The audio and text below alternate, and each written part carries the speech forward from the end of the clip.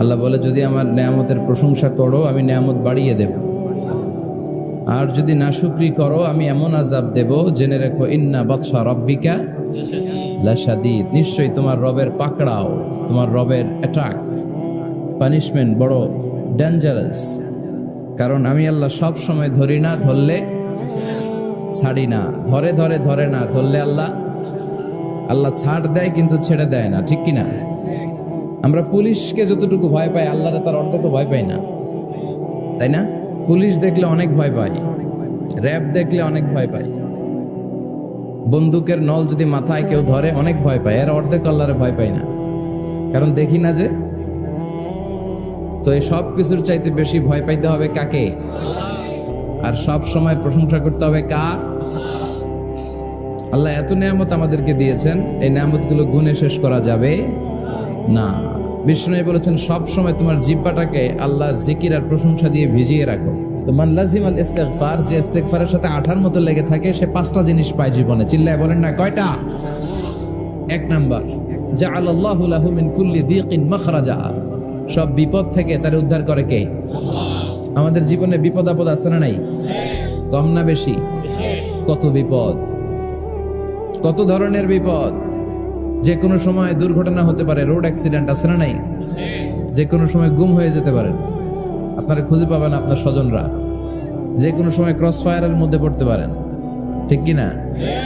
যে কোনো সময় বজ্রপাতে আপনি নিহত হতে পারেন, ভূমিকম্পের মাঝখানে পড়তে পারেন, দুজন কোবাকবি লাগছে, আপনি মাঝখানে, হইতে পারে না? জাআলাল্লাহু লাহু মিন কুল্লি দীকিন মাখরাজা, এরকম সব ধরনের বিপদ থেকে তারে রক্ষা করবে কে? যদি ইস্তিগফারের সাথে আঠার মতো লেগে থাকা যায়। এই হলো নাম্বার 1। নাম্বার 2, ওমিন কুল্লি হাম্মিন ফারাজা, যে সব সময় আঠার মতো ইস্তিগফারের সাথে লেগে থাকবে, আল্লাহ তাকে দুশ্চিন্তা থেকে মুক্তি দিবেন, তার কোনো টেনশন থাকবে না। সুবহানাল্লাহ পড়েন। আমাদের জীবনে টেনশন আছে না নাই? জীবন নিয়ে টেনশন, মরণ নিয়ে টেনশন, ক্যারিয়ার নিয়ে টেনশন, বাড়ি ভাড়ার টেনশন, বিদ্যুৎ বিলের দাম বেড়ে যাচ্ছে টেনশন, ঘরের মধ্যে শান্তি নাই টেনশন, দ্রব্যের দাম বাড়তেছে, বেতন কমতেছে টেনশন, ঠিক কিনা? এই টেনশন থেকে আপনাকে মুক্ত রাখবে কে? নাম্বার 3, ওয়ায়ারযুকহু মিন হাইসু লা ইয়াহতাসিব, এমন জায়গা থেকে আল্লাহ আপনাকে রিজিকের ব্যবস্থা করবে আপনি কল্পনাই করতে পারবেন না। রিজিক দেওয়ার মালিক কে? কেউ যেটা পারে না, পারে কে? এমন জায়গা থেকে তিনি রিজিক দিবেন আপনি কল্পনাই করতে পারেন না, আপনি হিসাবই করেন না যে এখান থেকে কিছু রিজিক আমি পাবো, কিন্তু আল্লাহ ব্যবস্থা করে দিয়েছে। সুবহানাল্লাহ পড়েন। 4 নাম্বার, যতক্ষণ ইস্তিগফারের সাথে আঠার মতো লেগে থাকবেন আল্লাহর কোনো শাস্তি আপনার উপর আসবে না। ওমা কানা আল্লাহু মুআযযিবাহুম ওয়া হুম ইস্তাগফিরুন, যতক্ষণ আপনি ইস্তিগফার করবেন আল্লাহর আযাব আপনারে পাকড়াও করবে না। 5 নাম্বার হচ্ছে আল্লাহ আপনাকে মুস্তাজাবুদ দাওয়া বানিয়ে দিবে। মুস্তাজাবুদ দাওয়া মানে এমন ব্যক্তি, যেই ব্যক্তি দোয়া করা মাত্রই দোয়া কবুল করে কে? সবসময় ইস্তিগফার পড়তে রাজি আছেন তো? আপনারা ইমাম আহমদ ইবনে হাম্বলের নাম শুনেছেন?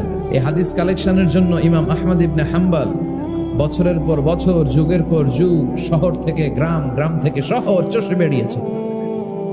ওনার শেষ জীবনটা উনি হাদিস সংগ্রহের কাজে ব্যয় করেছেন। একবার এক সফরে তিনি রাত্রিবেলা বেরোলেন। ইস্তিগফার পড়লে যে কি করে মানুষ মুস্তাজাবুদ দাওয়া হয় শুনেন। রাত্রিবেলা সফরে তিনি বেরোলেন, হাদিস সংগ্রহের সফর। পথিমধ্যে এক মসজিদে মাগরিবের নামাজ পড়লেন, এশার নামাজ পড়লেন। প্রচন্ড শীত, তিনি ভাবলেন আজকের রাতটা মসজিদেই কাটায় দেই, ফজরের সালাত পড়ে তারপরে বেরো। ব্যাগ থেকে কাঁথা বের করে তিনি শুয়ে পড়লেন। কিন্তু মসজিদের দারোয়ান এসে বলে, মসজিদে তো থাকা যাবে না, আপনি বের হন। ইমাম আহমদ ইবনে হাম্বল বললেন, আমি বৃদ্ধ মানুষ, প্রচন্ড শীত, কই যাব? আমি ফজরেরও মুসল্লি, ফজর নামাজও এই মসজিদে পড়বো, আমারে বাজান তুমি থাকতে দাও। দারোয়ান বলেন, নো, থাকা যাবে না, মসজিদে থাকা যাবে না, বের হন, না হলে গাঠটি সহ বের করে দেব। চিনে নাই এটা যে ইমাম আহমদ ইবনে হাম্বল, সে বুঝতে পারে নাই। তো দারোয়ানের সাথে সুবিধা করতে না পেরে ইমাম আহমদ ইবনে হাম্বল ব্যাগ নিয়ে বেরোয় গেলেন। প্রচন্ড শীত, কাঁপছেন। হঠাৎ দেখে সামনে এক বাজার, ওই বাজারে এক খাব্বাজ বসে আছে। খাব্বাজ মানে রুটি বিক্রেতা, খাব্বাজ মানে যুবক, একজন রুটি বিক্রেতা, রুটি বিক্রি করে। যে যুবককে সালাম দিলেন, আসসালামু আলাইকুম। যুবক পড়লো, আলাইকুম আসসালাম। ইমাম আহমদ ইবনে হাম্বল বলল, যুবক আমি মুসাফির মানুষ, থাকার জায়গা নাই, প্রচন্ড শীত।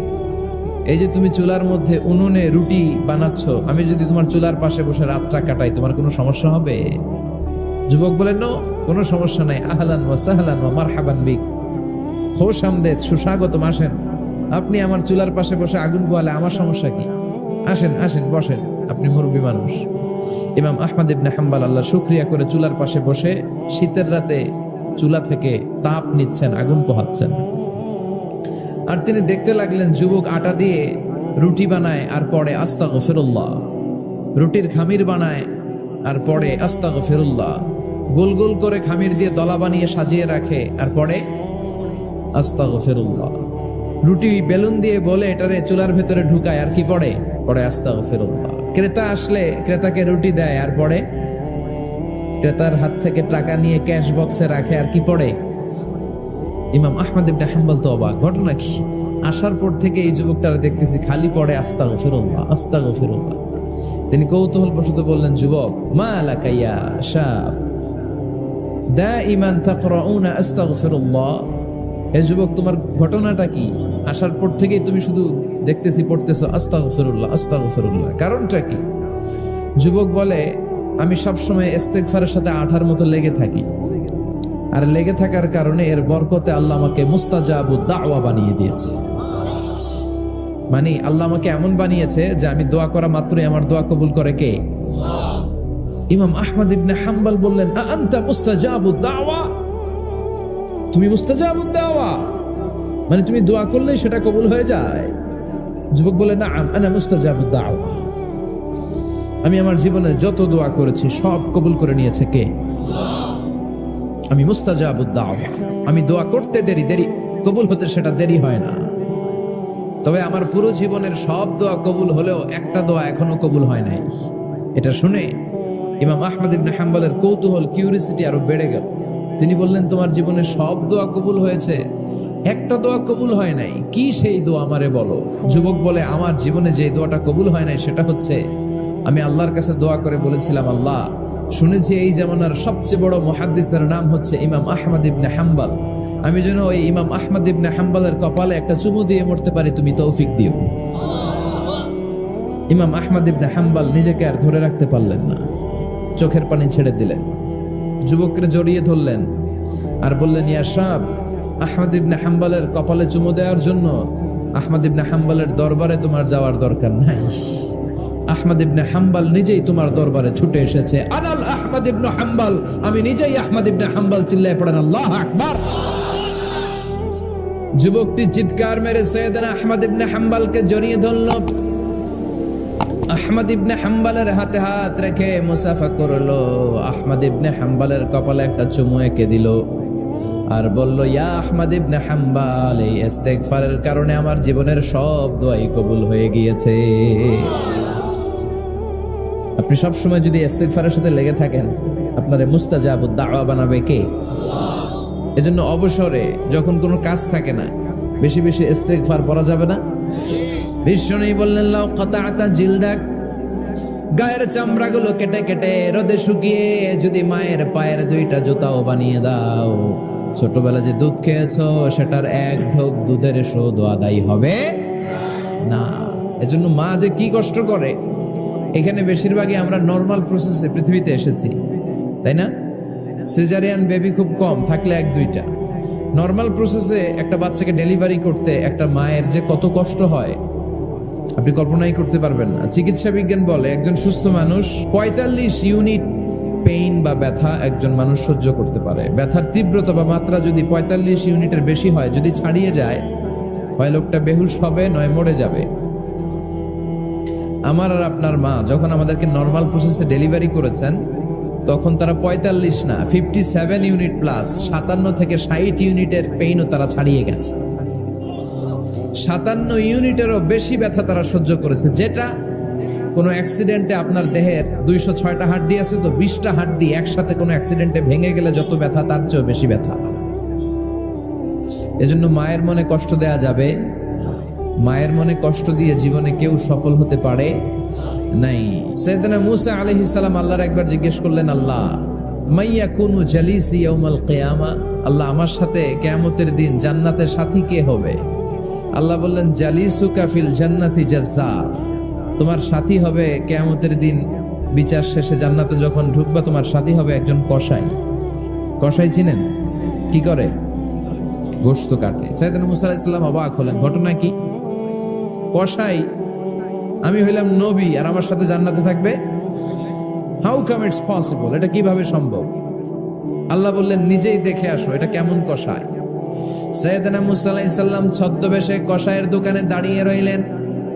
দেখলেন স্পেশাল বিশেষ কোনো আমল নাই, কসাই শুধু গোশত কাটে, গোশত বিক্রি করে। দিন শেষে দোকান বন্ধ করে প্যাকেটের ভেতরে গোশত নিয়ে বাড়িতে রওনা হয়েছে। বাড়ির ভেতরে ঢুকে যাওয়ার পর সাইয়েদনা মুসা আলাইহিস সালাম ঘরের দরজার কড়া নাড়লেন। কসাই বলে মান আনতা, তুমি কে? মুসা আলাইহিস সালাম বললেন আনা মুসাফির, আমি মুসাফির, থাকার জায়গা নেই, আপনি যদি থাকার জায়গা দেন আপনার বাড়িতে থাকবো। কসাই বলে আসেন। সাইয়েদনা মুসা আলাইহিস সালাম ঢুকলেন। কসাই বলে এই ঘরে একটু থাকেন, ওই ঘরে আমার একটু কাজ আছে। মুসা আলাইহিস সালাম বললেন যান, কাজ সেরে আসেন। মুসা আলাইহিস সালাম খেয়াল করলেন ওই ঘরে মাচার উপর থেকে বয়োবৃদ্ধ এক নারীকে তিনি নামিয়ে গোসল করালেন, টাওয়াল দিয়ে গা মুছিয়ে দিলেন, নতুন জামা পরিয়ে দিলেন। এরপর দোকান থেকে আনা সুন্দর গোশতের টুকরাটারে নিজ হাতে কেটে রান্না করলেন। তারপর রুটি বানালেন আর গোশত আর রুটি হাতে নিয়ে ওই মহিলার মুখে তুলে দিচ্ছেন। মহিলা খাচ্ছে, খায় আর বিড়বিড় করে কি যেন দোয়া পড়ে। সুবহানাল্লাহ পড়বেন না? ওই মহিলাকে খাওয়ানোর পরে কসাই সাইয়েদনা মুসা আলাইহিস সালামকে মেহমান হিসেবে খাবার নিয়ে আসলেন। বললেন ও পথিক, খাবার খান, সকালবেলা আপনিও চলে যাবেন, আমিও যাব আমার দোকানে, খেয়ে আপনি ঘুমিয়ে পড়েন। মুসা আলাইহিস সালাম বললেন ততক্ষণ পর্যন্ত তোমার আনা খাবারে আমি হাত দিব না যতক্ষণ না তুমি বলবা ওই মহিলাটাকে। কসাই বলে হাদিহি উম্মি, এটা আমার মা। হাদিহি উম্মি, এটা আমার মা। এই দুনিয়া এই মা ছাড়া আমার কেউ নাই, আমিও ছাড়া আমার মায়ের কেউ নাই। তাই প্রতিদিন দোকানের কাজ শেষ করে গোশত এনে রান্না করে আমার মারে আমি খাওয়াই। হাদিহি উম্মি, এটা আমার জনম দুঃখিনী মা। সাইয়েদনা মুসা আলাইহিস সালাম বুঝলাম তোমার মা, কিন্তু তুমি যখন রুটি তোমার মায়ের মুখের ভেতরে তুলে দিচ্ছিলে তোমার মা বিড়বিড় করে কি যেন পড়লো, কি পড়ে তোমার মা? কসাই বলে আমার মায়ের একটা পাগলা দোয়া আছে। কি দোয়া? আমি জানি কশিন কালো এই দোয়া কবুল হবে না। আবেগের বশবর্তী হয়ে প্রতিদিন আমার মা আমার খেদমতে আমার উপর এত সন্তুষ্ট হয়ে যায়, এত খুশি হয়ে যায়। আমার মা প্রতিদিন বলতে থাকে আল্লাহুম্মা জাআল ইবনি জালিসা মুসা ইয়াউমাল কিয়ামা। ও আল্লাহ, আমার ছেলের খেদমতে আমি এত সন্তুষ্ট, আমার ছেলের উপর আমি এতটাই রাজি খুশি। শুনেছি এই জামানার সবচাইতে বড় পয়গম্বর, বনি ইসরাইলের সবচাইতে বড় নবী, ওই নবীর নাম নাকি মুসা। ও আল্লাহ, আমি এত কিছু জানি না, এত কিছু বুঝি না, এত কিছু চাই না, তোমার দরবারে শুধু একটাই চাওয়া, একটাই ফরিয়াদ, তুমি আমার ছেলেরে কিয়ামতের দিন মুসার সাথে হাসর নসিব করে দিও। আমার ছেলে কসাই ছেলেটারে তুমি মুসার জান্নাতের সাথী বানিয়ে দিও। আল্লাহুম্মা জাআল ইবনি জালিসা মুসা ইয়াউমাল কিয়ামা। জালিস মানে ফ্রেন্ড, বন্ধু। আল্লাহ, জান্নাতে আমার ছেলেরে তুমি মুসার বন্ধু বানিয়ে দিও। মুসা আলাইহিস সালাম এবার বুঝতে পারলেন। তিনি বললেন ঘটনা তো এই জায়গায় এতক্ষণে বুঝতে পেরেছি, কেন আমার সাথে মুফাসসির যাবে না, হাফেজে কোরআন যাবে না, শহীদরা যাবে না, ওলিরা যাবে না, নবীরা যাবে না, আমার সাথে জান্নাতে যাবে কসাই। এটা মায়ের দোয়া। কার দোয়া? মায়ের দোয়ার দরকার আছে না নাই? অনেক পাওয়ারফুল মায়ের দোয়াটা। বুলেট মারলে বুলেট মিস হয়, মায়ের দোয়া মিস হয়? ড্রোন হামলা করলে ড্রোন হামলা মিস হয়ে যেতে পারে, কিন্তু মায়ের দোয়া কশিনকালে মিস হয় না। চিল্লায় বলেন ঠিক কি না? মায়ের দোয়াটাও কবুল, বদদোয়াও কবুল। ভয়ঙ্কর কিন্তু। মা দোয়া করলে কবুল হয়, কিন্তু বদদোয়া করলে কবুল হয় না। এরকম হলে it was not a big deal, এটা বড় সমস্যা ছিল না। কিন্তু দোয়া করলেও যেমনি কবুল, বদদোয়াটাও কবুল। আমাদের সমাজে এরকম অনেক ধরনের কুসংস্কার। 2 কলা খেলে 2 বাচ্চা হয়, তাই না? আসলে কি কথাটা ঠিক? বাচ্চা একটা হবে না, 2টা হবে, ছেলে হবে না মেয়ে হবে, এটা কে দেয়? আবার অনেকের মাথার চুলের মধ্যে 2টা গিট থাকে, আছে না নাই? 2 গিট থাকলে কয় তোর 2 বিয়া, 3 গিট থাকলে 3 বিয়া, গিট নাই কয় তোর বিয়া নাই। আছে না নাই? এগুলো মুসলমান বিশ্বাস করতে পারে? মুসলমান বিশ্বাস করে একজনকে, তিনি কে? নারীরা সম্মানিতা, তাদেরকে সম্মান দিতে হবে। বিশ্বনবী তাদেরকে সম্মান দিতেন। মা আয়েশাকে বিশ্বনবী সবসময় আগে সালাম দিতেন। সুবহানাল্লাহ পড়েন। খাদিজা রাদিয়াল্লাহু তাআলা আনহাকে আল্লাহ তাআলা আরশের উপর থেকে সালাম পাঠিয়েছেন। এজন্য নারীদেরকে সালাম দিবেন বেশি বেশি। ঘরে সুখ শান্তি নাই, অনেকে বলে ঘরটা নাকি জাহান্নামের টুকরা, কারণ সালাম নাই। সালাম মানে শান্তি, সালাম মানে কি? জান্নাতীরা যখন জান্নাতে ঢুকবে, ফেরেশতারা জান্নাতীদেরকে কি বলবে? সালাম, শান্তি। Enter the paradise with peace and security. শান্তি এবং নিরাপত্তার সাথে জান্নাতে ঢুকে যান। এজন্য ঘরটারে শান্তিময় বানাতে চাইলে সালাম দিতে হবে। কি দিতে হবে? আজ থেকে স্ত্রীকে সালাম দিবেন তো ইনশাল্লাহ পড়েন। এই দৃশ্য বাচ্চারা দেখলে বাচ্চারাও সালাম শিখবে, ঠিক কিনা? মা খাদিজার ব্যাপারে আল্লাহ বলেছেন, জিব্রাইল তুমি যে খাদিজারে আমার পক্ষ থেকে সালাম দিয়ে দাও, আর খাদিজারে বলে দাও জান্নাতে খাদিজার জন্য এমন ঘর আমি প্রিপেয়ার করে রেখেছি যেই ঘরের ভিতরে কোনো নয়েজ নাই, কোনো আওয়াজ নাই, কোনো ডিস্টার্ব নাই, আছে শান্তি। সুবহানাল্লাহ। কারণ বিশ্বনবীর জন্য খাদিজা নিজের ঘরটার এরকম নয়েজহীন, কোলাহল মুক্ত, শান্তিময় করে রেখেছিলেন। বিশ্বনবী কোলাহল পূর্ণ দাওয়াতি কাজ শেষ করে যখন ঘরে যেতেন, কলিজাটা ঠান্ডা হয়ে যেত। বিশ্বনবীর জন্য এমন একটা ঘর রেখেছিলেন মা খাদিজা, ওই ঘরে বিশ্বনবী যখন প্রবেশ করতেন, বাইরে যত মারপিট হয়েছে, মারামারি হয়েছে, কাফেরদের যত অত্যাচার সহ্য করেছে, ঘরে ঢোকার সাথে সাথে নবী সব ভুলে যেতেন। এত মায়া, শান্তি, প্রশান্তির ঘর খাদিজা বানিয়েছিল। এজন্য আল্লাহ বলেছে, জিব্রাইল খাদিজারে বলো, খাদিজার জন্য এমন জান্নাত আমি রেখেছি যে জান্নাতে কোনো সাউন্ড নাই, আওয়াজ নাই, ডিস্টার্ব নাই, কোলাহল নাই, কোনো নয়েজ নাই। চিল্লায় পড়েন আল্লাহু আকবার। এজন্য মায়েরা খাদিজার জীবনী থেকে শিক্ষা, স্বামীর জন্য ঘরটারে প্রশান্তিপূর্ণ করে রাখবেন। প্রশান্তির একটা জায়গা যেন হয়। কানের কাছে এসে বেশি বেশি ঘ্যান ঘ্যান করেন না। ঘরে ঢুকলেই চাল নাই, ডাল নাই, এটা লাগবে, ওইটা লাগবে, ছেলের ওইটা লাগবে, আস্তে আস্তে। অনেক স্বামী হার্ট অ্যাটাক করে স্ত্রীর কারণে। স্বামীরাও সালাম দিবেন, স্ত্রীরাও দিবেন। সালাম মানে শান্তি। তো ঘরটারে শান্তি দিয়ে ভরে দিবে কে? আর একে অপরের প্রতি শ্রদ্ধাবোধ রাখবেন। তো নারীদেরকে খুশি করার জন্য আল্লাহ সূরা দিলেন, সূরাতুন নিসা। প্রাণীদের নামে অনেক সূরা আছে। সূরাতুল বাকারা আছে না নাই? বাকারা মানে কি? গাভী। গাভীর দুধ খাবেন। বিষ্ণু বলেছেন, গরুর গোশত খেয়েও কম, দুধ খেয়েও বেশি। আলাইকুম বি আলবানিল বাকার, তোমাদের উচিত গরুর দুধ খাওয়া। ফাইন্নাহা তুরাম্মু মিনাল আশজার, কেননা গরুর দুধ এটা হচ্ছে সবুজ ঘাস আর পাতার নির্যাস। ফি লাবানিহা শিফা, গরুর দুধে আছে শিফা। ও ফি লুহুমিহা দা, গরুর গোশতে আছে রোগ। গোশতে আছে কি? গরুর গোশত খাইলে রোগ বাড়ে না? অনেক ডাক্তার আছে, এরা সিরিয়াল নেয় না, যারা গরুর গোশত খায় বেশি। বলে লাল মাংস যারা খাবে এরা যেন আমার সিরিয়াল না দেয়। আছে না নাই? বিশ্বনবীর খাবারের তালিকায় দুধ ছিল। বিষ্ণু বলতেন বেশি বেশি দুধ খেও। এবং বিষ্ণু বলেছেন মায়েরা যেন তাদের বাচ্চাদেরকে দুধ খাওয়ায়। মায়ের বুকে প্রথম যে দুধটা, সেটাকে বলে শাল দুধ। এটা বাচ্চার জীবনের প্রথম প্রাকৃতিক টিকা। সুবহানাল্লাহ পড়েন। আমরা কত টাকা দিয়ে দামি দামি টিকা দেই, কিন্তু প্রথম টিকাটা আল্লাহ ফ্রি দিয়েছেন। সুবহানাল্লাহ পড়েন। বাকারার নামে সূরা দিলেন, আনকাবুত মাকড়সার নামে সূরা দিলেন, নাহাল মৌমাছির নামে সূরা, নামাল পিঁপড়ার নামে সূরা। সুবহানাল্লাহ পড়েন। এইভাবে আপনি খুঁজলে কোরআনের চ্যাপ্টারগুলো যে কত সুন্দর সুন্দর নাম দিয়ে আল্লাহ দিয়েছেন, তার এই ধারাবাহিকতায় আজকের সূরাটির নাম দিয়েছেন আল্লাহ একটা ফলের নামে। কিসের নামে? 3 ফলের নামে। সূরার নাম কি? সাইয়েদনা বারা ইবনে আযিব রাদিয়াল্লাহু তাআলা আনহু বর্ণনা করেন, বুখারীর বর্ণনা। তিনি বলেন, সামি'তু রাসূলুল্লাহ ইয়াকরাউ সূরাতাত তিন ফি সালাতিল ইশা। আমি বারা ইবনে আযিব রাদিয়াল্লাহু তাআলা আনহু এশার নামাজে বিশ্বনবীকে সূরাতুত তিন তেলাওয়াত করতে শুনেছি। তিনি বলেছেন, এশার নামাজে আমি বিশ্বনবীকে সূরাতুত তিন তেলাওয়াত করতে শুনেছি। ফামা সামি'তু আহসানা সাউতিন মিন সাউতি রাসূলিল্লাহ। আল্লাহ রাসূলের কণ্ঠের চাইতে এত মধুর কণ্ঠ আমার জীবনে শুনি নাই। বিশ্বনবী যখন তেলাওয়াত করতেন, সাহাবাদের কলিজা ঠান্ডা হয়ে যেত। সাহাবারা মাঝে মাঝে খাবার না পেলে, ঘরে খাদ্য না থাকলে বিশ্বনবীর কাছে চলে আসতেন। এসে বিশ্বনবীর চেহারার দিকে তাকায় থাকতেন, ওনার কণ্ঠে তেলাওয়াত শুনতেন। বিশ্বনবীর তেলাওয়াত শুনলে চেহারার দিকে তাকায় থাকলে ক্ষুধার কথা তারা ভুলে যেতেন। কি কণ্ঠ ছিল বিশ্বনবীর! অনেকে বলে সাইয়েদনা দাউদ আলাইহিস সালামের কণ্ঠ ছিল অনেক চমৎকার, এটা ঠিক। কিন্তু বিশ্বনবীর চাইতে বেশি সুন্দর না। আকাবা উপসাগরের তীরে বসে সাইয়েদনা দাউদ যখন তেলাওয়াত করতেন, সাগরের মাছগুলো সাগর ছেড়ে ডাঙায় চলে আসতো, বনের পশু বন ছেড়ে বাইরে আসতো, আকাশের পাখি আকাশ ছেড়ে দিয়ে নিচে নেমে আসতো। কিন্তু বিশ্বনবীর কণ্ঠটা এর চেয়েও বেশি সুন্দর ছিল। সুবহানাল্লাহ পড়েন। বিশ্বনবী সারাদিন যে কোরআনের আয়াতগুলো নাজিল হয়েছে, প্রত্যেক রাত্রে এশার নামাজের পর ঘরের মধ্যে বসে বসে আয়াতগুলো তেলাওয়াত করতেন।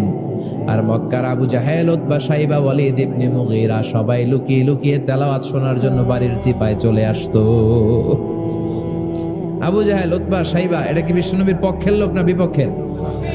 বিপক্ষের লোক হয়েও নবীর কণ্ঠের তেলাওয়াত শোনার জন্য পাগল। তাইলে কণ্ঠটা কি নরমাল কণ্ঠ ছিল? যেন তেন কণ্ঠ ছিল। আবু জাহেল ছিল মক্কা শহরের প্রেসিডেন্ট। সে ঘোষণা দিয়ে দিত, কেউ মুহাম্মাদের কণ্ঠের তেলাওয়াত শুনবা না, শুনতে যেতে পারবা না। সবাইকে নিষেধ করে রাত্রিবেলা চোরের মতো নিজেই যাইতো। সুবহানাল্লাহ পড়ে। হজের মৌসুমে আবু জাহেল ঘোষণা দিয়ে দিল, খবরদার, মক্কায় ঢুকার যতগুলো গেট আছে সবগুলো গেটে তোরা দাঁড়ায় থাকবি, হাজিদেরকে বলবি মক্কায় নতুন একটা পাগল এসেছে, তার কথা যারা শুনে তারাও পাগল হয়ে যায়। নাউজুবিল্লাহ পড়েন। তার কর্মী বাহিনী হজের মৌসুমে বিভিন্ন গেটে পাঠাই দিল। মক্কায় ঢুকার হাজিদের যত গেট, বিভিন্ন দেশ থেকে হাজিরা আসবে, কর্মীদেরকে বলে দিল তোরা বলবি এই এলাকায় নতুন এক পাগলের আমদানি হয়েছে, নাম মুহাম্মদ। পড়েন নাউজুবিল্লাহ। যারাই এই মুহাম্মাদের কণ্ঠের তেলাওয়াত শুনে তারাও পাগল হয়ে যায়। আদেশ অনুযায়ী কর্মীরা মক্কার গেটে দাঁড়িয়ে দাঁড়িয়ে হাজিদেরকে বলল, হাজি সাহেব হজে যান, জমজম খান, খেজুর খান, হজ করেন, সমস্যা নাই, কিন্তু নতুন এক পাগল আসছে, এই পাগলের নাম মুহাম্মদ। এই পাগলের কাছে যারা যায় হেরাও পাগল হয়ে যায়।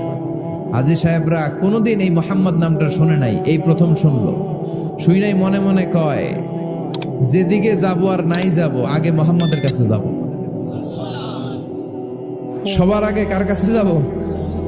কারণ মানুষের একটা অভ্যাস হচ্ছে, আল ইনসানু হারিসুন আলা মা মুনিআ, মানুষের যেটা করতে নিষেধ করা হয় বেশি ওইটা মানুষ করে বেশি। মনে মনে হাজিরা বলে, তোমরা নিষেধ করছো তো অবশ্যই যাব, দেখি এই মুহাম্মদটা কে। তার মানে আমাদের বিরুদ্ধে অপপ্রচার করলে এটা আমার পক্ষের প্রচার হয়ে যায়। সুবহানাল্লাহ পড়েন। ইসলামের বিরুদ্ধে অপপ্রচার করলে এটা কি হয়ে যায়? প্রচার হয়ে যায়। ইউরোপ আমেরিকাতে ইসলামের নামে ট্যাগ লাগায় এক্সট্রিমিস্ট, জঙ্গি। আমরা নাকি জঙ্গি, আমরা নাকি এক্সট্রিমিস্ট। তো যারা সিভিলিয়ান আছে, খ্রিস্টিয়ান সিভিলিয়ান, ইউরোপ আমেরিকার সাধারণ জনগণ, তারা ভাবে ঘটনা নাকি মুসলমানদের বিরুদ্ধে এত কথা কেন? তারা ইসলাম নিয়ে গুগলে সার্চ করে, বিভিন্ন বই পড়ে, কোরআনের ইংলিশ ট্রান্সলেশন পড়ে। আগে তারা ইসলাম সম্পর্কে জানতো না, কিন্তু সবাই যখন বলা শুরু করছে জঙ্গি জঙ্গি জঙ্গি, ইসলাম মানেই জঙ্গি, তখন তারা ইসলাম সম্পর্কে পড়তে শুরু করে দিয়েছে। পড়তে পড়তে ইসলামের সুন্দর বাণীগুলো পড়ে ওদের হৃদয় ঠান্ডা হয়ে যায়। যাদের নসিব ভালো, অনেকে কালিমা পড়ে মুসলমান হয়ে যায়। ইউরোপ আমেরিকাতে মুসলমানের সংখ্যা দিন দিন বাড়ছে। মাঝে মাঝে পত্র পত্রিকায় দেখবেন যে কনভার্টেড মুসলমান, ও মুসলমান, ও মুসলমান। ধারণা করা হচ্ছে 2070 সালের মধ্যে ইউরোপ আর আমেরিকায় মুসলমান হয়ে যাবে সংখ্যাগরিষ্ঠ। খ্রিস্টানদের ছাড়িয়ে মুসলমানদের সংখ্যা ইউরোপ আমেরিকায় বেড়ে যাবে। সুবহানাল্লাহ পড়েন। সেই দিন বেশি দূরে নয় যেদিন কালেমার পতাকা হোয়াইট হাউসের উপরে শোভা পাবে। ঘোষণাটা কার? চিল্লায় বলেন, ওয়াদাটা কার? আবু জাহেল ঘোষণা দিয়েছে কেউ যেতে পারবে না, কিন্তু লুকিয়ে লুকিয়ে নিজেই যায়। একটা নির্ধারিত সময়ে বিশ্বনবী তেলাওয়াত করতেন, আর ওই তেলাওয়াতের সময় আবু জাহেল, উতবা, সাইবা, ওয়ালিদ ইবনে মুগীরা সবাই লুকিয়ে লুকিয়ে বিশ্বনবীর ঘরের চারদিকে কান পেতে মধুর কণ্ঠের তেলাওয়াত শুনতো। ফ্রি ফ্রি আরামসে শুনতো এই তেলাওয়াত। বিশ্বনবীর তেলাওয়াত যখন শেষ হয়ে যেত, এরা ভাগলপুর দিত দৌড়। ফিরে যাওয়ার রাস্তা থাকতো একটা, কয়টা? দেখা হয়ে যেত। একজন আরেকজনকে দোষারোপ করতো। আবু জাহেল বলতো, কিরে তোরা আসলি কেন? ওরা বলে, তুই আইলি কেন? দিনের বেলা ভাষণ দেশ মুহাম্মদের বিরুদ্ধে, রাত্রেবেলা চোরের মতো তুই আসিস কেন? একে অপরকে দোষারোপ করে। আবু জাহেল বলে, ঠিক আছে, কাল থেকে আমিও আসবো না, তোরাও আসবি না। চল আমরা শপথ নেই যে কেউ আসবো না। দস্তখত দে, সিগনেচার দে, যেই আসবে তার মাথার চুল কামিয়ে আলকাতরা মেখে মক্কার বাজারে ঘুরিয়ে ঘুরিয়ে অপমান করা হবে। সবাই রাজি। আবু জাহেল বলে, দে রাজি হইলে সিগনেচার দে, সবাইকে আবু জাহিল্লা তুই না তা তুই আগে দে। আবু জাহেল 1 নাম্বার, নাম্বার 2 উতবা, নাম্বার 3 শাইবা, সবাই সিগনেচার। কালকে কেউ যাবে না, কেউ যাবে না। দিন গড়িয়ে রাত আসে, বিশ্বনবীর যখন তেলাওয়াত করার টাইম, ওই টাইমে আবু জাহেলের তেলাওয়াত শোনার প্যারা উঠছে। যারা সিরিয়াল দেখে, সিরিয়াল দেখার প্যারা আছে না একটা, 9টায় সিরিয়াল শুরু হবে, 8:30 থেকে প্যারা ওঠে। কথা কন, আমার সিরিয়াল শেষ হয়ে গেল, সব কাজ বাদ দে, তাড়াতাড়ি টিভির সামনে বস, আছে না নাই? আবু জাহেলেরও প্যারা উঠছে, তেলাওয়াত শোনার প্যারা। টসিং এন্ড টার্নিং, বিছানায় এপাশ ওপাশ করে আর মনে মনে ভাবে, হায় রে আর তো সময় নাই, এই তো শুরু হয়ে যাবে একটু পরে মুহাম্মাদের তেলাওয়াত, না গেলে তো বড্ড মিস হয়ে যাবে। যাই আজকে যেরকম দস্তখত নিছি আর ধমক দিছি, কেউ যাবে না, আমি নিশ্চিত কেউ যাবে না, আমি একটু যাই। উতবা, শাইবা, ওয়ালিদ ইবনে মুগীরা প্রত্যেকেই প্রত্যেকের ঘর থেকে এই একই কথা ভাবছে যে আজকে তো যেই থ্রেড দিছে আবু জাহিল্লাহ, আজকে কেউ যাবে না, আমি একটু যাই। সুবহানাল্লাহ পড়ো। আজকেও সবগুলো যে হাজির, বিশ্বনবী মন্ত্রমুগ্ধ করা সুরের ঝংকার তুলে তেলাওয়াত করছেন, আর সবগুলো মন্ত্রমুগ্ধের মতো তেলাওয়াত শুনছে। বিশ্বনবীর তেলাওয়াত শেষ, সব দিছে দৌড়, ফিরে যাওয়ার রাস্তা কয়টা? আজকেও দেখা। আবু জাহিল্লাহ কয়, কিরে তোরা আইলি কেন? সবাইকে আবু জাহিল্লাহ তুই আইলি কেন? একে অপরকে দোষারোপ করে। এই ঘটনাটা শোনানোর উদ্দেশ্য হচ্ছে বিশ্বনবীর কণ্ঠটা যেন তেন কোনো কণ্ঠ ছিল না, এই কণ্ঠে সুরের ঝংকার ছিল, ঠিক কিনা? এজন্য সাইয়েদনা বারা ইবনে আযিব রাদিয়াল্লাহু তাআলা আনহু বুখারীর বর্ণনায় বললেন, ফামা সামি'তু আহসানা সাওতান মিন সাওতি রাসূলিল্লাহ, বিশ্বনবীর কণ্ঠের চাইতে এরকম সুরেলা কণ্ঠ আমার জীবনেও আমি শুনি নাই। আর বিশ্বনবীকে এই সূরাটা কোন নামাজে পড়তে শুনছে? পড়বেন তো আপনারা? আল্লাহ তৌফিক দান করো। এই সূরাটা আল্লাহ কসম দিয়ে শুরু করছে, কি দিয়ে? 3 ফলের কসম দিয়ে। মনে রাখবেন, মান কানা ইয়াহলিফ ফালইয়াহলিফ বিল্লাহ, যার কোনো কারণে কসম কাটতেই হয় সেজন্য আল্লাহর নামে কসম কাটে, আউলিয়াসমুত, আর না হলে যেন চুপ থাকে। আল্লাহ ছাড়া কারো নামে কসম কাটা যাবে? কিন্তু আমাদের দেশে অনেক কিছুর নামে কসম আছে না নাই? আমরা কোরআন শরীফের নামে কসম কাটি, অনেক সময় কাবার নামে কসম কাটি, মায়ের বুকের দুধের কসম, বিদ্যার কসম কাটি না? কাটা যাবে? আল্লাহ ছাড়া কারো নামে কসম কাটা যাবে? কিন্তু আল্লাহ চাইলে সবকিছুর নামে কসম কাটতে পারেন। চিল্লায় কোন সুবহানাল্লাহ। সে আল্লাহ বললেন, ওয়াত-তিনি ওয়াজ-যাইতুনি ওয়া তুরি সিনিনা ওয়া হাযাল বালাদিল আমিন। 3-এর কসম। যেমন আল্লাহ কোরআনে যুগের শপথ করেছেন, সময়ের কসম করেছেন। আল্লাহ বলেছেন ওয়াল আসর। কি বলেছেন? ওয়াও আছে না নাই? আল্লাহ পাহাড়ের কসম করেছেন, আল্লাহ বলেছেন ওয়াত-তুর। আল্লাহ ফজরের কসম করেছেন, আল্লাহ বলেছেন ওয়াল ফাজর। জিলহজের প্রথম 10 রাতের কসম করেছেন, তিনি বলেছেন ওয়ালায়ালিন আশার। জোড় আর বেজোরের কসম করেছেন, তিনি কি বলেছেন? ওয়াতর। তারই ধারাবাহিকতা এখানে তিনি 3 ফলের কসম কেটেছেন, আর তিনি বলেছেন ওয়াত্তিন। চিল্লায় বলেন, তিনি কি বলেছেন? মানে 3-এর কসম। কিসের কসম? 3 ফল। ডুমুর ফলের কসম কেটেছেন, কারণ এই ফলের অনেক উপকারিতা আছে। এই ডায়াবেটিস আল্লাহ ভালো করে দিবে। কি খাবেন? ডুমুর ফল খাবেন। অনেক নারীদের ইররেগুলার মেনস্ট্রুয়েশনাল পিরিয়ড হয়, অনিয়মিত অনিয়ন্ত্রিত মাসিক। এই ডুমুর ফলের সেদ্ধ করা পানি যদি খায়, তাদের মাসিক নিয়মিত হয়ে যাবে। এটার মধ্যে অনেক স্ট্রেংথ এন্ড স্ট্যামিনা আছে। আর এই ফলটা জান্নাতি ফল। কি ফল? এটা জান্নাতি ফল। এই 3 গাছটা জান্নাতের গাছ। সাইয়েদনা আদম আলাইহিস সালামকে আল্লাহ বললেন, ওয়ালা তাকরাবা হাযিহিশ শাজারাতা ফাতাকুনা মিনাজ জালিমিন। ও আদম, তুমি আর হাওয়া মিলে জান্নাতে ঘুরো, জান্নাতে খাওয়া দাওয়া করো, যা মনে চায় করো, কিন্তু একটা নিষিদ্ধ গাছ আছে, ওই গাছের কাছে যাওয়া যাবে না। কার কথা? সব খাও, সব করো, কিন্তু নিষিদ্ধ গাছের কাছে যাওয়া যাবে না। আদম আলাইহিস সালাম শয়তানের ওয়াসওয়াসায় পড়ে ওই গাছের ফলই খেয়ে ফেললেন। ওয়ালাকাদ আহিদনা ইলা আদম মিন ক্বাবলু ফানাসিয়া ওয়া লাম নাজিদ লাহু আজমা।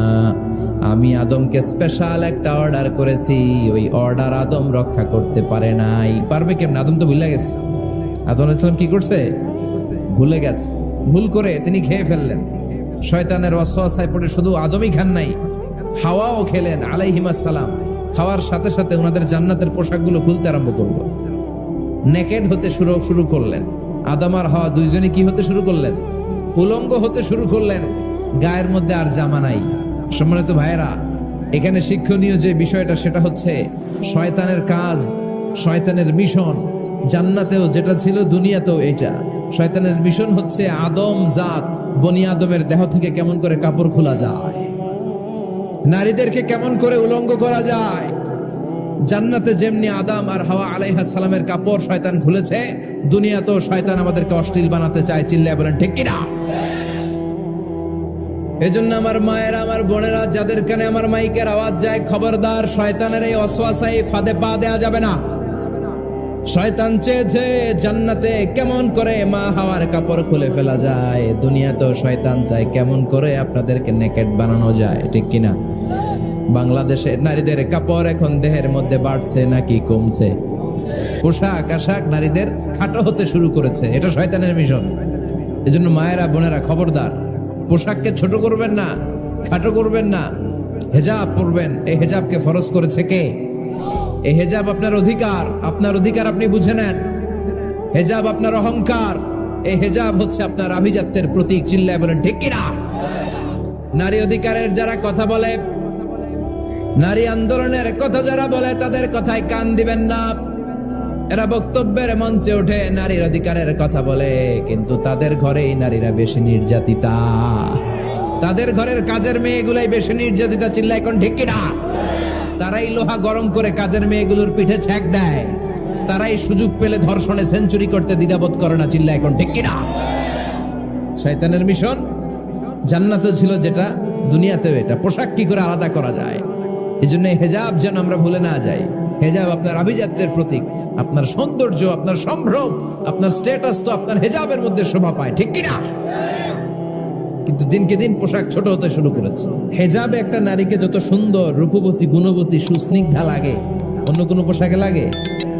আল্লাহ আমাদেরকে বোঝার তৌফিক দান করুন।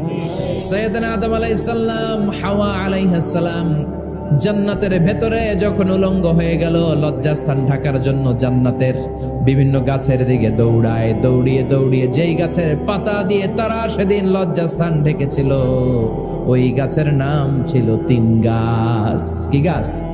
ওই তিনের কসম কোরআনে কেটেছে কে? সেজন্য আল্লাহ বললেন, ওয়াত-তিনি ওয়াজ-যাইতুনি ওয়া তুরি সিনিনা ওয়া হাযাল বালাদিন আমিন। সুবহানাল্লাহ পড়েন। তিনের কসম, জাইতুনের কসম। জাইতুন মানে জলপাই। এই জাইতুন গাছগুলো আরব দেশে হিল ট্রাক্স, পাহাড়ি এরিয়াতে হয়, শত বছর বেঁচে থাকে। বিষ্ণু বলেছেন, কুলু জাইতা ওয়াদাহিনু ফাইন্নাহা মিন শাজারাতিন মুবারাকা। বিষ্ণু বললেন, জাইতুনের তেল খাও, জাইতুনের তেল গায়ের মধ্যে দাও, জাইতুনের তেল মালিশ করো, জাইতুনের ভেতরে বরকত ঢুকায় দিয়েছে কে? জাইতুনের তেল দাড়িতে, চুলে মালিশ করলে দাড়ি চুল সহজে পাকে না। বিশ্বনবী সব সময় দাড়িতে চুলে জাইতুন মাখতেন। আমি নিজেও মাখি প্রতিদিন, আপনারাও মাখবেন। বাজারে পাওয়া যায়, যে বলবেন অলিভ অয়েল, কি বলবেন? অলিভ অয়েল বললে আপনাকে দিবে। স্পেনের, মেড ইন স্পেন, এদের অলিভ অয়েল ভালো। ফিলিস্তিনের যে অরিজিনাল অলিভ অয়েল, এটা ভালো, এটা খাওয়া যায়। তাম্বুতু বিদ্দুহুনি ওয়া সিবগিল আখিলিন, এটার অনেক কাজ, খাওয়াও যায়, মালিশও করা যায়, জাইতুনের ডাল ভেঙে মেসওয়াকও করা যায়। সুবহানাল্লাহ পড়েন। বিষ্ণু বললেন, নি'মাস সিওয়াকি আজ-জাইতুন, জাইতুনের মেসওয়াক কতই না ভালো।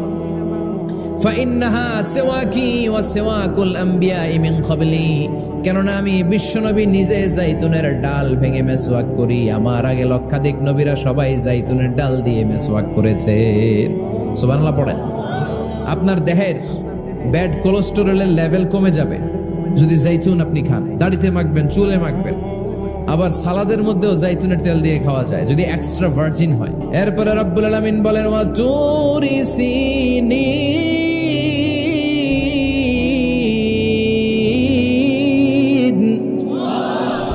আমি তিন আর জাইতুনের কসম যেমনি কোরআনের মধ্যে করলাম, সাথে সাথে তুর পাহাড়ের কসম কাটলাম। সুবহানাল্লাহ পড়েন। সাউথ সাইনা, দক্ষিণ সিনাইয়ে এই তুর পাহাড়ের অবস্থান। মিশরে দুইটা জেলা আছে, উত্তর সিনাই, দক্ষিণ সিনাই। এই দক্ষিণ সিনাইতে 2285 মিটার উঁচু এই পাহাড়। সাইয়েদনা মুসা আলাইহিস সালাম এই পাহাড়ে উঠে কথা বলতেন কার সাথে? তাওরাতের মতো কিতাবকে আল্লাহ তাআলা কাঠের তক্তার মধ্যে লিখে এই পাহাড়ের উপর নাজিল করেছে। কাঠের তক্তা চিনেন? কাঠ দিয়ে মোটা মোটা তক্তা বানায় না? আল্লাহ নিজ হাতে তাওরাত লিখে এই কাঠের তক্তাগুলো সাইয়েদনা মুসা আলাইহিস সালামকে দিলেন, বললেন যাও, এটার মধ্যে হেদায়েত আছে, নূর আছে, বোরহান আছে, নিয়ে যাও, বনি ইসরায়েলের কাছে দাওয়াতের বাণী পৌঁছে দাও, তুমি বার্তাবাহ, যাও। সাইয়েদনা মুসা আলাইহিস সালাম দেখলেন ছোট্ট ছোট্ট কিছু কাঠের ফলকার তক্তা, ভাবলেন কাঁধের মধ্যে তুলে নিয়ে যাই, এর চেয়েও কত ভারী ভারী জিনিস আমি মুসা কাঁধের মধ্যে তুলে বেড়াই। কিন্তু সাইয়েদনা মুসা আলাইহিস সালাম তক্তার মধ্যে হাত দিয়ে দেখে কাঁধে উঠাবে তো দূরের কথা, নাড়াতেই পারে না। সুবহানাল্লাহ পড়েন। কাঁধে উঠাবে তো দূরের কথা, কি করতে পারে না? নাড়াতেই পারে না। মুসা আলাইহিস সালাম ভাবলেন এদিক দিয়ে মনে হয় শক্ত, ওদিকে মনে হয় নরম, ওদিক দিয়ে ধরি, ওদিকে টান দেয়, ওদিকেও নড়ে না, মাঝখানে ধরে টান দেয়, নড়ে না। ঘটনা কি? এর চেয়ে কত বড় তক্তা কাঁধে লয়ে ঘুরি, আর এগুলো নড়ে না কেন? আল্লাহ জিব্রাইলরে বলেন না একটু হেল্প করতে? আল্লাহ বললেন যাও, তোমারে হেল্প করতে কইছে। মুসা আলাইহিস সালাম বললেন ভাই জিব্রাইল তুমি এদিক দিয়ে ধরো, আমি ওদিক দিয়ে ধরি। আমরা এরকম ধরে বলি না মারো টান হেইয়ো, এই দুজনে হেইয়ো হেইয়ো শুরু করছে, কিন্তু তক্তা নড়ে না। মুসা আলাইহিস সালাম বললেন চলো পজিশন চেঞ্জ করি, তুমি এদিকে আমি ওদিকে, মারো টান আরো জোরে, কিন্তু তক্তা নড়ে না। মুসা আলাইহিস সালাম বললেন আল্লাহ জিব্রাইলের যে সঙ্গী ফেরেশতা 11 বলো না একটু হেল্প করতে। আল্লাহ বলে যাও হেল্প করে আসো। এবার সবাই মিলে মারো টান আরো জোরে, গায়ে যত জোর আছে মুসা আলাইহিস সালাম তক্তা ধরে টান দিলেন। টানের চোটে প্রত্যেকটা লোমকূপ দিয়ে ঘাম বেরোতে শুরু করেছে। এক একটা টানে কোমরের রক ছিঁড়ে যাওয়ার অবস্থা, কিন্তু তক্তা নড়ে। আল্লাহ ডেকে বললেন মুসা রক ছিঁড়ার দরকার নাই, আর ঘেমে অস্থির আর ঘর্মাক্ত হওয়ার দরকার নাই। আসলে তক্তার এত ওজন না, কিন্তু তক্তার মধ্যে যে বাণীগুলো আছে বাণীগুলো কার? এটা আমার বাণী রে মুসা, এগুলো আমার কথা, এগুলো আমার দেওয়া কিতাব, এগুলো সাধারণ দুনিয়ার বাণী নয়, সাধারণ কথা নয়। এই জিনিসটা বোঝাবার জন্য তক্তার ওজন আমি বাড়িয়ে দিয়েছি। এবার ফেরেশতার সাহায্যের দরকার নাই, নিজেই টান দাও, দেখবা উঠাতে পারবা। সাইয়েদনা মুসা আলাইহিস সালাম এখন দেখে টান দিয়ে কাঁধে নেওয়া যায়। সুবহানাল্লাহ পড়েন। এই যে তুর পাহাড় তিনি মুসা আলাইহিস সালামকে দিয়েছিলেন, যেই পাহাড়ের উপরে, পাহাড়টার নাম তাওরাত কিতাব যে তিনি দিয়েছিলেন, যে পাহাড়ের উপরে, ওই পাহাড়টার নাম কি? তুর পাহাড়। বিশ্বনবী মেরাজে যখন গিয়েছিলেন সাইয়েদনা জিব্রাইল এই তুর পাহাড়ে বিশ্বনবীকে নামিয়ে বললেন অন্ধকারে ইয়া রাসূলুল্লাহ উদউ আল্লাহ, আল্লাহর কাছে দোয়া করেন। বিশ্বনবী বললেন জিব্রাইল দোয়া করলাম, কিন্তু কোন জায়গায় কোন পাহাড়ের উপরে আমারে নামালা? আমি তো এলাকা চিনি না, পাহাড় চিনি না, কোন পাহাড় এটা? সাইয়েদনা জিব্রাইল বললেন নবী হাদিহি জাবাল মুসা তুরে সাইনা, এটা আপনার ভাই মুসার পাহাড়, তুর পাহাড়। সুবহানাল্লাহ। এটার চূড়ায় বিশ্বনবী দোয়া করেছেন। এবং ইয়াজুজ মাজুজের আক্রমণ থেকে বাঁচার জন্য ঈসা আলাইহিস সালাম কিয়ামতের আগে সব মুমিন বান্দাদেরকে নিয়ে তুর পাহাড়ের উপরে উঠবে। সুবহানাল্লাহ পড়েন। আমি নিজেই তুর পাহাড়ের উপরে উঠছি 2 বার জীবনে। আমি মিশরে ছিলাম তো, ওখানে আমি শিক্ষা সফরে 2 বার আমরা প্রায় তুরে সাইনাতে সফর করতাম। ঠান্ডা একটা এলাকা, মিশরে পুরো মিশরে গরম, ওদিকে ঠান্ডা। 3 ধর্মের লোকদের জন্য এটা একটা তীর্থস্থান, সবাই যায়, ইহুদিরা যায়, খ্রিস্টানরা যায়, আমরাও যেতাম। মাঝরাতে তুর পাহাড়ে উঠতে হয়, ফজরের সময় পৌঁছতে হয়, আবার 7টা-8টার দিকে ব্যাক করতে হয়। 10টা-11টার পরে সূর্যের তাপে পাথরের পাহাড় এত গরম হয় ওখানে কোনো মানুষ দাঁড়িয়ে থাকতে পারে না। আমরা উঠতেছি কাঁধের মধ্যে ব্যাগ নিয়ে, খ্রিস্টানরা উঠতেছে, ইহুদিরা উঠতেছে। ওটার উপরে খ্রিস্টানদের একটা চার্চ আছে, গির্জা, ইহুদিদের আছে একটা ছোট্ট সিনাগগ, আমাদের একটা মসজিদ আছে ছোট। ফজরের সময় উঠলাম, উঠে তাকিয়ে দেখি সূর্য কিরণে পুরো তুর পাহাড়ের সিলসিলাতুল জিবাল, পাহাড়ি রেঞ্জ ঝিকিমিকি আলোতে সূর্যের কিরণে চমৎকার এক আভা, রক্তিম আভা ধারণ করেছে। সবাই মিলে আল্লাহর কাছে দোয়া করলাম। এই তুর পাহাড়ের কসম কেটেছে কে? রব্বুল আলামিন বলেন ওয়াত-তিনি ওয়াজ-যাইতুনি ওয়া তুরি সিনিনা ওয়া হাযাল বালাদিল আমিন। তিনের কসম, জাইতুনের কসম, তুর পাহাড়ের কসম, আর এই নিরাপদ শহরের কসম। এই নিরাপদ শহর দ্বারা উদ্দেশ্য হচ্ছে মাক্কাতুল মুকাররমা। নিরাপদ শহর দ্বারা কোন শহর উদ্দেশ্য? মক্কা। যে মক্কার আগের নাম ছিল বাক্কা। মক্কার আগের নাম সবাই বলেন বাক্কা। মক্কার নামে আল্লাহ কোরআন একটা সূরা দিয়েছে, সূরার নাম সূরাতুল বালাদ। লা উকসিমু বিহাযাল বালাদ ওয়া আনতা হিল্লুম বিহাযাল বালাদ। সুবহানাল্লাহ পড়েন। আবার এই শহরের নাম দিলেন আল্লাহ উম্মুল কুরা, জনপদ সমূহের মা। এই শহরের মধ্যে যারা এই প্রবেশ করবে নিরাপত্তা দিবে কে? আবার এই শহরের মাঝখানে আল্লাহ এমন একটা ঘর তৈরি করেছে, গোটা বিশ্বের সব মুসলমান ওই ঘরের দিকে মাথা নুইয়ে সিজদায় লুটিয়ে পড়ে। সুবহানাল্লাহ পড়েন। ইন্না আউওয়ালা বাইতি উদিআ লিন-নাস লাল্লাযী বিবাক্কাতা মুবারাক। এই কাবা ঘরকে কেন্দ্র করে প্রতিদিন 120টা রহমত নাজিল হয়। চিল্লায় বলেন তো কয়টা? 60 লিত তাইফিন, 60টা রহমত যারা তাওয়াফ করে তাদের জন্য। 40 লিল মুসাল্লিন, 40টা রহমত যারা নামাজ পড়ে তাদের জন্য। 60 আর 40 কত? বাকি আছে কয়টা? ওয়াল 20 লিন-নাযিরিনা ইলাল কাবা, বাকি 20টা রহমত যারা তাওয়াফও করে না, নামাজও পড়ে না, শুধু কাবার দিকে তাকিয়ে থাকে। সুবহানাল্লাহ পড়েন। আবার কাবার 4টা কর্নার আছে, একটা কর্নারের ভেতরে একটা পাথর আছে, এটাকে বলে ব্ল্যাক স্টোন কর্নার, হাজরে আসওয়াদের পাথর। এই পাথরে যেই চুমো দেয়, পাথর ওই চুমোদানকারীর জীবনের সব গুনাহ টেনে শুষে সব নিয়ে যায়। কিয়ামতের দিন আল্লাহ হাজরে আসওয়াদের 2টা ঠোঁট দিবেন, 2টা চোখ দিবেন, আর দাঁড় করিয়ে দিবেন। আল্লাহর সামনে দাঁড়িয়ে দাঁড়িয়ে হাজরে আসওয়াদ সুপারিশ করবে। আল্লাহর কাছে বলবে, আল্লাহ এই লোকটা আমারে চুমু দিয়েছে, তার জন্য জাহান্নামের আগুন হারাম করে দাও। এই হাজরে আসওয়াদ পাথরের জন্য আমরা চুমু দিতে পারি, আল্লাহ তৌফিক দাও। জোরে বলেন আমিন। এই নিরাপদ শহরের কসম, শহরটার নাম মক্কা। চিল্লায় বলেন শহরটার নাম। এটার মাঝখানে একটা ঘর আছে, আল কাবা আল মুশাররাফা। লক্ষ লক্ষ মানুষ এই কাবা কেন্দ্রিক প্রতিদিন ছুটতে থাকে। আল্লাহ বলেছেন এটা মাসাবাতান লিন-নাস, মানুষের মিলন কেন্দ্র। লক্ষ লক্ষ মানুষ এই কাবাকে ঘিরে নামাজ পড়ে। প্রতিটা জুমার দিন 10 লাখেরও মোর দেন 1 মিলিয়ন মুসল্লি কাবার চারদিকে জুমার সালাত আদায় করে। সুবহানাল্লাহ পড়েন। আজান হওয়া মাত্রই মৌমাছির মতো মানুষগুলো ছুটতে থাকে। আজান হতে দেরি, যদি 20-30 তলা হোটেলের কোনো ছাদ থেকে আপনি খেয়াল করেন, দেখবেন মৌমাছির মতো ডানে বায়ে সামনে পেছনে চারিদিক থেকে শারে আল হিজরা দিয়ে, শারে আজিয়াত রোড দিয়ে, গাজ্জা দিয়ে, জারওয়াল দিয়ে, মেসফালা দিয়ে, ইব্রাহিম খালিলি দিয়ে মানুষগুলো কাবার দিকে ঢুকতে শুরু করেছে, ঠিক কিনা? আবার বিশ্বনবী বলতেন, মক্কা তো হাব্বুল বিলাদ ইলাইয়া, মক্কা শহর আমার কাছে সব চাইতে প্রিয় শহর। লাউলা উখরিজিতু লামা খারাজতু, মক্কার কুরাইশরা কাফেররা যদি এই শহর থেকে জোর করে আমারে বের করে না দিত, আমি কোনোদিন মক্কা ছেড়ে দূরে যেতাম না। সুবহানাল্লাহ পড়েন। বিশ্বনবীর জন্মস্থান এই শহর, যেখানে বিশ্বনবী জন্মেছেন ওইখানে আছে মাকতাবা, লাইব্রেরি। কি আছে? হজ ওমরা যারা করেছেন তারা দেখবেন ওখানে গেলেই ফ্রিতে বই দেয়। কি দেয়? বিশ্বনবীর জন্মস্থানের ঠিক পাশেই আবু জাহেলের জন্মস্থান। ওইখানে কি আছে জানেন? হাম্মাম, হাম্মাম আবি জাহাল।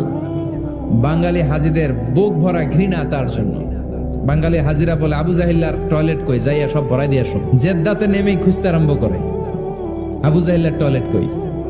সবাই বলে, এই না জেদ্দায় আসলেন, মক্কা তো 80 কিলো দূরে, আপনি যাবেন, ওমরা করবেন, বিশ্রাম নেবেন হোটেলে, এরপরে জিয়ারা যখন করায় তখন ওখানে নেয়। কিন্তু নাইম্মাই কই আবু জাহিল্লার টয়লেট কই। কি ক্ষোভ তার প্রতি, না? কি ক্ষোভ আর ঘৃণা। আর বিশ্বনবীর জন্য অন্তর ভরা ভালোবাসা আছে না নাই? এজন্য ইসলাম হচ্ছে শান্তির ধর্ম। জঙ্গিপনা যারা করে, সন্ত্রাসবাদের কথা যারা সমাজে উস্কে দেয়, তাদের জন্য ইসলামে কোনো শান্তি নাই। আবু জাহেল ছিল সন্ত্রাসদের লিডার, ঠিক কি না? Leader of the all terrorist, কুখ্যাত ইন্টারন্যাশনাল সন্ত্রাসী আবু জাহেল। আর বিশ্বনবী ছিলেন মুজাহিদ। বিশ্বনবী কি ছিলেন? মুসা আলাইহিস সালাম ছিলেন মুজাহিদ। ফেরাউন ছিল কুখ্যাত সন্ত্রাসী আর জঙ্গি, ঠিক কিনা? সাইয়েদনা ইব্রাহিম ছিলেন মুজাহিদ আর নমরুদ ছিল জঙ্গি, ঠিক কিনা? যারা ইসলামের পক্ষে কথা বলে তারা মুজাহিদ, আর যারা ইসলামের বিপক্ষে তারা সন্ত্রাস আর জঙ্গি। চিল্লায় বলেন ঠিক কিনা? সে আল্লাহ ডেকে বললেন, গোলামুত্তিনি ওয়াজ-যাইতুনি ওয়া তুরি সিনিনা ওয়া হাযাল বালাদিল আমিন। 3 ফলের কসম, জাইতুনের কসম, তুর পাহাড়ের কসম, বিশ্বনবীর জন্মস্থান মক্কাতুল মুকাররমার কসম। 4টা জিনিসের কসম কেটেছে কে? চারটা জিনিসের কসম কেটে আল্লাহ একটা কথা বলবেন, ওই কথাটার গুরুত্ব বেশি না কম? লাকাদ খালাকনাল ইনসানা ফি আহসানি তাকওয়িম। সবাই পড়েন, লাকাদ খালাকনাল ইনসানা ফি আহসানি তাকওয়িম। নিশ্চয় আমি মানুষের চেহারাটারে, আকৃতিটারে বড্ড চমৎকার আকৃতি দিয়ে তৈরি করেছি। সুবহানাল্লাহ। মানুষের মতো কোনো সুন্দর প্রাণী পৃথিবীতে নাই। আছে? গরু দেখবেন সবগুলোর চেহারা একরকম, কুকুরের অলমোস্ট সব কুকুরের কেন্দ্রীয় চেহারা এক, সব ছাগলের কেন্দ্রীয় চেহারা এক, কিন্তু একটা মানুষের সাথে আরেকটা মানুষের চেহারা মিলে? আমার সাথে হুজুরের চেহারার মিল আছে, হুজুরের সাথে ভাইয়ের, ভাইয়ের সাথে আপনার। 700 কোটি মানুষ নাকি পৃথিবীতে এখন আছে। এই 700 কোটির সাথে একটার লগে আরেকটার মিলে? কত 700 কোটি ময়রা কবরে ভূত হয়ে রয়েছে, একটার সাথে আরেকটার মিল ছিল? আরো কত 700 কোটি যে কিয়ামতের আগে আসবে, একজনের সাথে আরেকজনের চেহারার কোনো মিল খাবে? এরপর আপনি হিউম্যান অ্যানাটমি নিয়ে গবেষণা করেন, পায়ের পাতা থেকে শুরু করে মাথার তালু পর্যন্ত একটার পর একটা অঙ্গ এমন ভাবে আল্লাহ তৈরি করেছে, পৃথিবীর কোনো ডিজাইনারের কোনো ডিজাইন দ্বারা এটাকে মাপজোক আর পরিমাপ করা সম্ভব না। চিল্লায় বলেন ঠিক কিনা? এজন্য আল্লাহ বললেন, লাকাদ খালাকনাল ইনসানা ফি আহসানি তাকওয়িম। মানুষকে চমৎকার আকৃতি দিয়ে তৈরি করেছে কে? আমাদের যে অঙ্গটা ঠিক যেখানে বসানো দরকার, ঠিক সেই অঙ্গটা আল্লাহ তাআলা ওইখানেই বসিয়েছে, ঠিক কিনা? আল্লাহর সৃষ্টির মধ্যে কোনো খুঁত ধরার, ভুল ধরার ক্ষমতা কারো আছে? এক লোক বট গাছের তলায় বসে বিশ্রাম নিচ্ছে, আর বট ফল দেখে অবাক যে এত মোটা বট গাছ, ফলগুলো এত ছোট। বট ফল ছোট হয় না নাকি এত বড়? আর পাশেই ছিল কুমড়া গাছ, লাউ গাছ। আল্লাহরে গালে দিতেছে, আল্লাহর কি রুচি! চিকন চিকন কুমড়া গাছ, চিকন চিকন লাউ গাছ, এত বড় ফল, আর ইয়া মোটা বট গাছ, এতটুকু ফল। আল্লাহরে গালি দিতে দিতে ঘুমাই গেছে। আল্লাহরে গালি মারতে মারতে কখন যে ঘুমাই গেছে নিজেও জানেন। হঠাৎ একটা বট ফল পড়ছে একেবারে নাকে, লাফ দিয়ে উঠেছে। উঠে দেখে নাক দিয়ে রক্ত বেরোচ্ছে, ব্লিডিং। নাকের রক্ত মুছে আর পড়তে আরম্ভ করছে আলহামদুলিল্লাহ। কি পড়ে? মনে মনে কয়, আল্লাহরে কেন গালি দিলাম? ওই কুমড়া যদি এইখানে হইতো, ওই লাউ যদি এইটার উপরে হতো, কুমড়া যদি একটা নাকের উপরে পড়তো, আমি নিজেই কুমড়া হইয়া যাইতাম, ঠিক কিনা? সুবহানাল্লাহ পড়েন। মা খালাকতা হাদা বাতিলা। এমনি এমনি আল্লাহ কিছু বানায় নাই, যেখানে যেটা যতটুকু দরকার সেটা করে দিয়েছে কে? চোখ যেখানে থাকা দরকার চোখ দিছে কে? নাক যেখানে দরকার নাক দিছে কে? চোখ কান এদিকে না হইয়া যদি অন্যদিকে হইতো সুবিধা হইতো? যেখানে যেটা যেভাবে দরকার দিয়ে দিয়েছে কে? আবার এখানে এয়ার ক্যানেল দিলেন। অনেকে কয় এগুলা দিছে কেন? এই ক্যানেল কিন্তু দরকার। ক্যানেল না থাকলে আপনার কথা ঢুকবে না, আপনি বুঝবেন না। অনেকের এই কানের ডিফেক্ট আছে, ডিফর্ম বেবি, এই রোগ নিয়ে জন্মাইছে, কানে মেশিন লাগানো লাগে, এই ক্যানেলের সমস্যা। এটা কেটে দিলে আপনি কান কাটা রমজান, কান কেটে দিলে আপনি কান কাটা রমজান হয়ে যেতেন। এই ক্যানেল দিয়ে ঘুরে ঘুরে সাউন্ড ওয়েভ গুলো যায়, ফলে আমরা শুনতে পাই। এই ক্যানেল না থাকলে শুনতে পেতাম না। তার মানে মা খালাকতা হাদা বাতিলা, এমনি এমনি কিছু দেয় নাই। 206টা হাড্ডি দিয়ে আমাদের মানুষের দেহ, ছোট্ট হাড্ডিটা আল্লাহ দিয়ে দিছে এখানে। এটার ভিতরে একটা ড্রাম আছে, এটার বলে এয়ার ড্রাম। সাউন্ড ওয়েভ, শব্দ তরঙ্গ এয়ার ড্রামে নক করে, এরপরে outer air, middle air, inner air হয়ে ইলেকট্রিক্যাল সিগন্যালের মাধ্যমে যাই দেখে যায়, ব্রেনের সাথে কানেক্ট হতে হলে ইলেকট্রিক্যাল সিগন্যাল দিয়ে কানেক্ট হতে হয়। এই সাউন্ড ওয়েভ, শব্দ তরঙ্গগুলো ইলেকট্রিক্যাল সিগন্যাল দিয়ে ট্রান্সমিট হয়ে ব্রেইনের হেয়ারিং নার্ভ, শুনবার যে স্নায়ু, ওইখানে নক করে। নক করা মাত্রই শব্দ তরঙ্গ আপনার শুনবার অনুভূতি জাগায়। এই সূক্ষ্মাতি সূক্ষ্ম কাজ কত ছোট্ট আর অল্প সময়ে করে দিচ্ছে কে? চোখ দিয়ে তাকানো মাত্রই দেখি কত রঙের রং দেখি। Human eyes can identify, can recognize more than 10 million colors.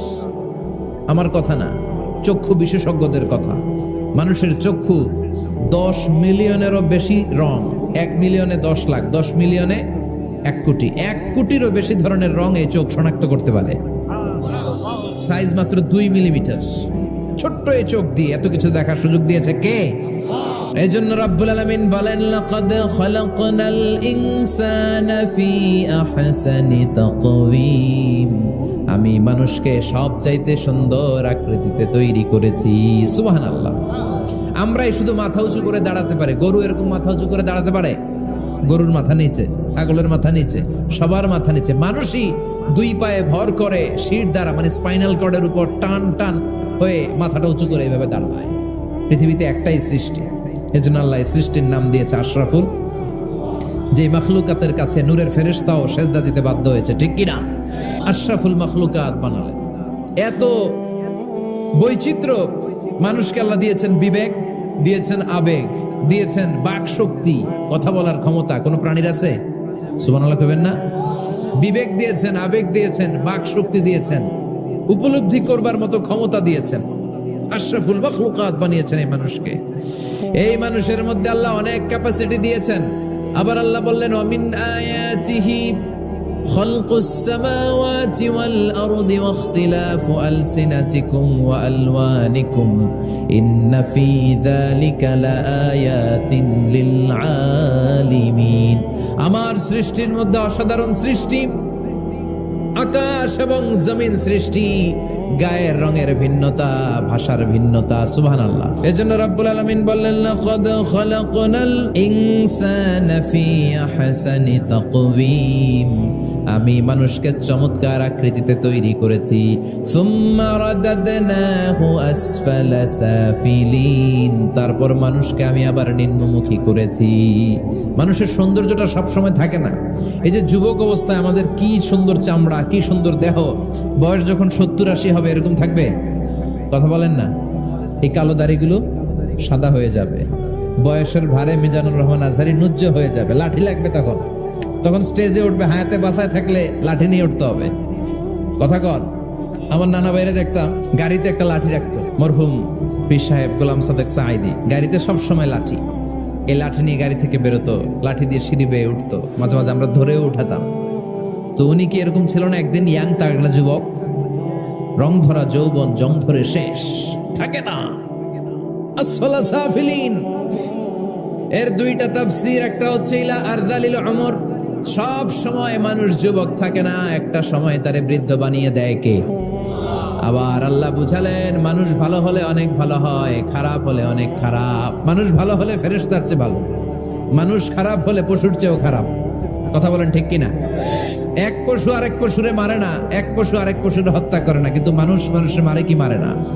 A lion never kills a lion, a dog never kills a dog, an elephant never kills an elephant. একটা হাতি একটা হাতিরে মারে না, কুকুর কুকুরে মারে না, কিন্তু মানুষ মানুষকে মারে কিনা? এজন্য আল্লাহ বললেন, লাকাদ খালাকনাল ইনসানা ফি আহসানি তাকওয়িম সুম্মা রাদাদনাহু আসফালা সাফিলিন ইল্লাল্লাযীনা আমানু ওয়া আমিলুস সালিহাতি ফালাহুম আজরুন গায়রু মামনুন। দুই শ্রেণীর মানুষের এই বিপদ নাই, যারা ঈমান এনেছে, সৎ কর্ম করেছে। কার কথা? তবে ঈমানটা হতে হবে নির্ভেজাল। ওই ঈমানে শিরকের কোনো ছিটেফোঁটা থাকতে পারবে? তাহলে ওই ঈমান আপনারে মুক্তি দিবে। চিল্লায় বলেন ঠিক কিনা? ওয়া আমিলুস সালিহাত, নেক কাজ করে, সৎ কাজ করে, ফালাহুম আজরুন গায়রু মামনুন, তাদের জন্য এমন প্রতিদান আছে যেটা শেষ হবে না। আমাদের জন্য সবচেয়ে বড় প্রতিদান হচ্ছে জান্নাত। মুমিনের জন্য সবচেয়ে বড় পাওয়া হচ্ছে জান্নাত। চিৎকার করে বলতে হবে, সবচেয়ে বড় প্রতিদান কি? তার মানে যারা ঈমান আনবে, নেক কাজ করবে, তাদের হারাবার কিছু নাই। চিল্লায় কোন ঠিক কিনা? আমাদের হারানোর কিছু আছে? আমরা মল্লে শহীদ বাঁচলে, মল্লে শহীদ বাঁচলে, এজন্য ঈমানটা হতে হবে পাকা ঈমান। ঈমানদার কখনো পথ হারায় না। ঈমানদার ভরসা রাখে কার উপর? আপনি যদি ঈমানের পক্ষে থাকেন, কোরআনের পক্ষে থাকেন, ইসলামের পক্ষে থাকেন, আপনার উপর আযাব আসবে, গজব আসবে, বিপদ আসবে, নবীদের উপর যেমনি এসেছে। ঠিক কিনা?